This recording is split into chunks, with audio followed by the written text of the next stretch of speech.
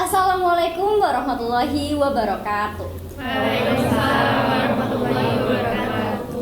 Selamat siang semua pemimpin. Sebelum masuk acara, saya mau menyapa penonton dulu nih dengan pantun. Ada besi, ada beton. Cakep. Keduanya jangan dikunyah. Cakep. Bagaimana kabarnya penonton? Semoga baik-baik saja ya.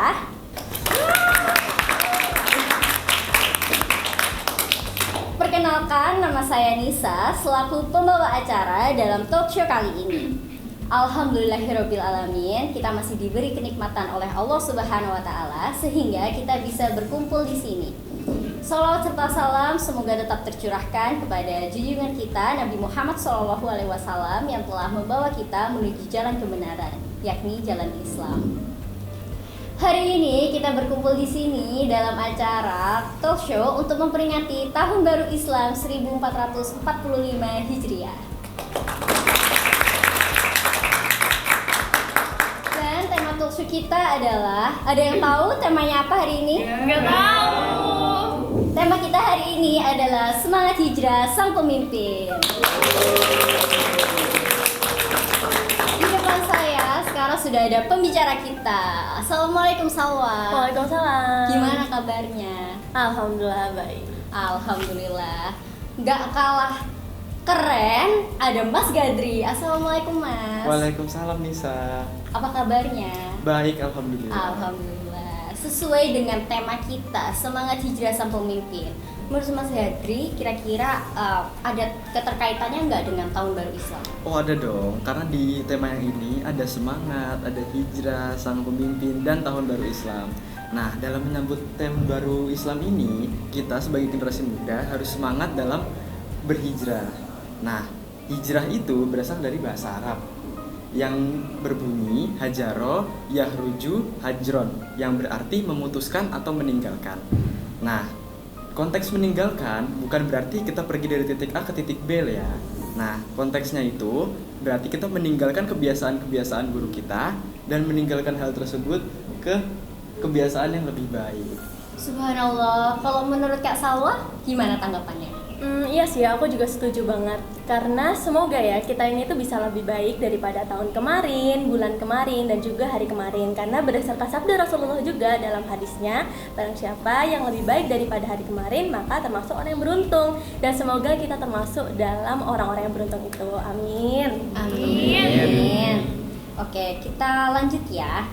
Kalau menurut Mas Gadri nih, di zaman Rasulullah hijrahnya itu seperti apa sih Mas? Ada satu peristiwa pada zaman Rasulullah, yakni pada saat Nabi Muhammad SAW melakukan hijrah dari Mekah ke Madinah.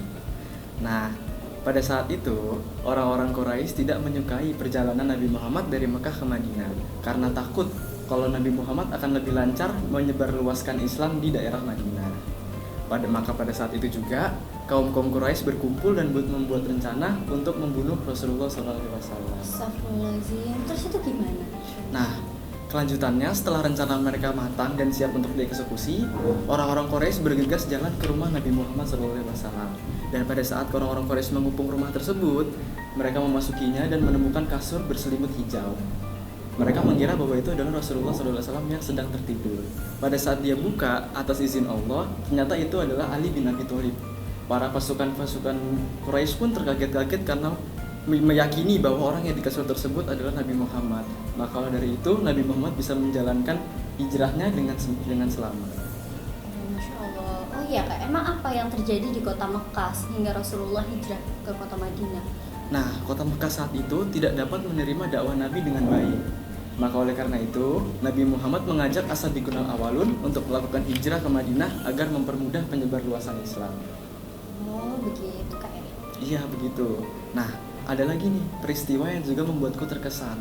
Jadi, pada saat Rasulullah melakukan perjalanan, orang Quraisy kan sadar tuh kalau di kasur itu ternyata bukan Rasulullah. Jadi mereka bergegas untuk mencegat Nabi Muhammad di perjalanannya. Nah, pada saat mencapai Gua Sur, orang-orang Quraisy tidak menyadari bahwa Nabi Muhammad telah berada di dalam Gua Sur melakukan ibadah. Nah, orang-orang Quraisy tidak mengira ada Nabi Muhammad karena di depan gua tersebut ada sarang laba-laba yang menutupi dan sarang burung-burung. Sehingga orang-orang Quraisy berpikir bahwa Nabi Muhammad tidak mungkin memasuki gua tersebut karena sarang laba-labanya masih terbentuk sempurna. Masya Allah, berarti nggak mudah ya Kak ya untuk berhijrah. Oh iya dong, soalnya pada saat itu aja Rasulullah tuh berjuang menyebarkan agama Allah dengan ancaman pembunuhan. Dan juga dulu tidak ada transportasi seperti sekarang. Jadi, karena hal itu kita harus lebih semangat untuk berhijrah. Masa kita tidak mau untuk meneladani Nabi Muhammad SAW? Masya Allah, kalau menurut Salwa gimana? Ya, Tanggapannya? oke. Jadi dari peristiwa tersebut itu kita bisa mengambil nilai bahwa untuk berhijrah itu membutuhkan perjuangan yang besar. Bahkan Rasulullah saja diancam akan dibunuh, tetapi tetap berjuang dan tidak takut akan ancaman tersebut. Dan dari sini juga kita itu bisa belajar bahwa pertolongan Allah itu bisa datang dari arah yang tidak diduga. Semoga kita semua terus bisa di jalan Allah ya. Amin. Lalu menurut Salwa nih, hijrah di zaman sekarang itu seperti apa sih? Jadi alhamdulillah ya teman-teman, karena di zaman sekarang ini kita itu bisa berhijrah tanpa ada ancaman seperti di zaman Rasulullah dulu. Dan hal ini itu juga tidak lepas dari perjuangan Rasulullah pada masa hidupnya untuk menyebarkan agama Islam dengan cinta damai. Berkaitan dengan cinta damai nih, menurut Mas Gadri sendiri, peristiwa pembebasan kota Mekah itu seperti apa? Peristiwa Fatu Mekah. Ya. Nah, jadi peristiwa Fatu Mekah atau pembebasan kota Mekah terjadi pada tahun 8 Hijriah, di mana Nabi Muhammad memutuskan untuk kembali ke kota Mekah. Padahal pada saat itu Nabi Muhammad masih ada konflik dengan kaum kafir Quraisy di Mekah. Namun, dengan keteguhan dan keyakinan Nabi Muhammad terhadap Allah, mereka tetap melakukan perjalanan mengarungi padang pasir yang begitu panas dan luas. Nah, sepanjang jalan, para prajurit tersebut mengumandangkan suatu kalimat yang biasa kita dengar, yaitu kalimat labbaik Allahumma labbaik yang biasa kita dengar pada saat perjalanan umroh ataupun haji. Nah, coba deh kita bayangin, pada saat itu kita menjadi salah satu dari prajurit tersebut. Kita pasti merasa, wah, hebat sekali, kayak merinding saya. Nah, dan saat Nabi Muhammad mencapai ke kota Mekah, akhirnya mereka bertemu kepada pemimpin kafir Quraisy, yakni Abu Sufyan. Namun tidak terjadi peperangan dan tidak ada darah yang tertumpah sedikit pun. Masya Allah, jadi itu karena kasih sayang Rasul ya? Iya benar. Rasulullah SAW dalam melakukan hijrahnya itu sangat lemah lembut dan cinta damai. Subhanallah. Karena itulah memang Nabi Muhammad SAW menjadi tauladan bagi kita semua.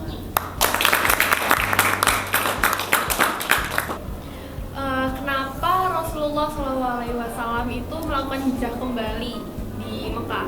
Bukannya di Madinah tuh udah aman ya? Oke, silakan mungkin Mas Gadri bisa menjawab. Nah, jadi Rasulullah itu kembali ke Mekah karena Rasulullah mendapat wahyu untuk melakukan ibadah haji.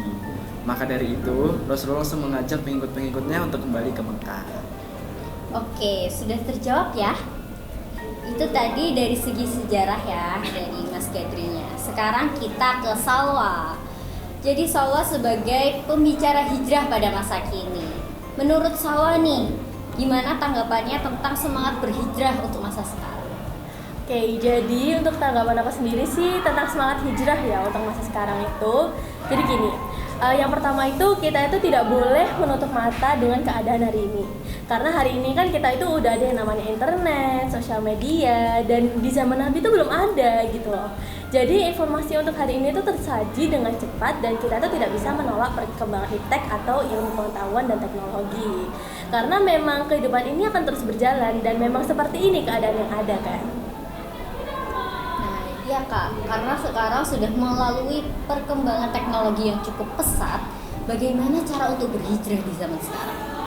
Ya itu tadi, karena semua itu udah tersaji dengan cepat ya. Dan hal itu tuh harus kita waspadai. Sebab jika kita tidak bisa hijrah di keadaan ini, maka kita akan ikut ke dalam arusnya. Sedangkan kan kita nggak tahu ya, arus sekarang itu positif atau negatif gitu kan. Misalkan kita lihat konten sosial media akhir-akhir ini, kadang ngeri sendiri kan ya, kadang ada yang namanya konten joget jeduk-jeduk gitu kan ya, dalam artian tanda kutip itu menampilkan aurat atau ngeprank orang lain tanpa alasan yang jelas gitu kan.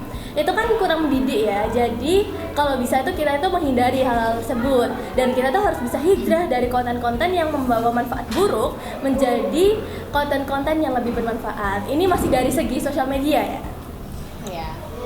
Bener juga sih itu. Jadi kita harus bisa berhijrah dari konten yang kurang bermanfaat menjadi konten yang lebih bermanfaat untuk orang lain. Nah, bener banget. Dan tadi itu kan masih di dalam segi sosial media ya. Dan di kehidupan nyata atau real life pun kita juga harus menerapkan hal tersebut. Jadi kita itu harus pandai dalam bergaul, memilih circle pertemanan yang bisa membawa manfaat bagi diri kita. Jadi kita harus bisa hijrah menjadi lebih baik. Kita harus pandai dalam memilih, misalkan jauhi circle pertemanan yang membawa dampak buruk bagi kita. Contohnya yang bermain sampai tidak tahu waktu gitu. Jadi kita jauhi circle-circle seperti itu karena tidak bermanfaat bagi kita. Masya Allah, boleh tepuk tangan dulu semuanya. Dari penjelasan yang sudah Salwa jelasin nih, kira-kira ada yang mau bertanya nggak? Saya mau bertanya. Silahkan. Jadi bagaimana jika kita punya teman dengan circle yang melenceng gitu? Apa tindakan kita untuk menanganinya? Pertanyaannya bagus nih. Mungkin bisa dijawab langsung sama Salwa.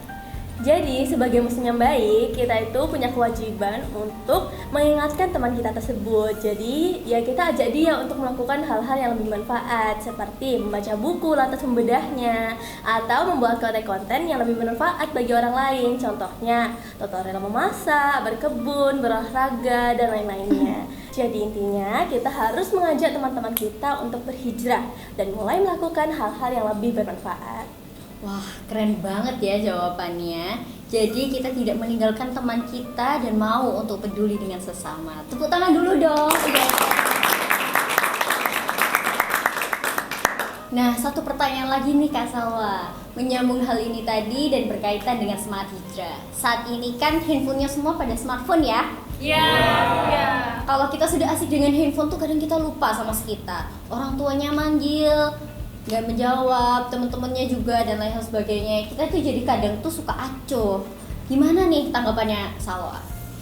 Jadi tanggapanku sendiri tuh yang bisa kita lakukan itu awalnya adalah menyadari, yakni sadar bagaimana keadaan hari ini dan menyadari bahwa kita harus berhijrah dari keadaan ini.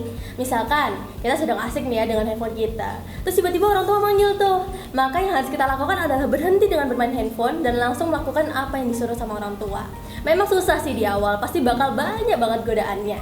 Tapi sebagai bentuk semangat hijrah, maka kita harus mau melakukannya. Mungkin Kak Gadri bisa menambahkan? Boleh. Saya tambahkan sedikit ya. Jadi ada hadis riwayat dari Abu Daud dari sahabat Abdullah bin Amr radhiyallahu anhu. Ia bercerita, seorang sahabat mendatangi Rasulullah SAW dan mengatakan, "Aku datang kepadamu untuk berbaiat, hijrah dan kutinggalkan kedua orang tuaku dalam keadaan menangis." Nah, Rasul menjawab, "Pulanglah, buatlah kedua orang tuamu tertawa sebagaimana kau membuat mereka menangis." Nah, jadi dalam hadis ini bisa kita ambil bahwa hijrah tidak perlu seperti hijrah yang besar-besar, misalnya kayak jihad atau iya, jadi cukup dengan berbuat baik dan berbakti kepada orang tua saja sudah termasuk hijrah. Masya Allah, keren sekali ya jawabannya Mas Gadri sama Salwa ini ya. Berbakti pada orang tua adalah salah satu bentuk hijrah kita saat ini. Terima kasih sudah mengingatkan kita semua hari ini. Boleh kita kasih tepuk tangan dulu untuk pembicara kita ini. Keren-keren semua ya, baik Mas Gadri ataupun Salwa. Jika boleh saya tarik kesimpulan dari obrolan kita kali ini, bahwa jika dulu hijrah Rasulullah adalah pindahnya dari satu tempat ke tempat yang lainnya, dan hijrah zaman sekarang adalah bertindak dan bersikap menjadi lebih baik lagi dan lagi. Seperti hadis Nabi Muhammad SAW yang diriwayatkan oleh Al-Hakim yang artinya, barang siapa hari ini lebih baik dari hari kemarin, dialah tergolong orang yang beruntung. Barang siapa yang hari ini sama dengan hari kemarin, dialah tergolong orang yang merugi. Dan barang siapa yang hari ini lebih buruk dari hari kemarin, dialah tergolong orang yang celaka. Hadis riwayat Al-Hakim. Semoga kita senantiasa termasuk orang yang beruntung dan senantiasa berhijrah di jalan Allah. Amin. Dan saya selaku pembawa acara ingin meminta maaf jika membawakan acara ini ada salah kata. Misal minta maaf ya. Ya. Karena tadi dibuka dengan pantun, maka saya juga akan menutupnya dengan pantun. Jalan-jalan ke Rinjani. Cakep. Jangan lupa memakai sepatu. Apa tuh? Sekian untuk hari ini. Sampai berjumpa di lain waktu. Wabillahi taufiq wal hidayah. Wassalamualaikum warahmatullahi wabarakatuh. Waalaikumsalam.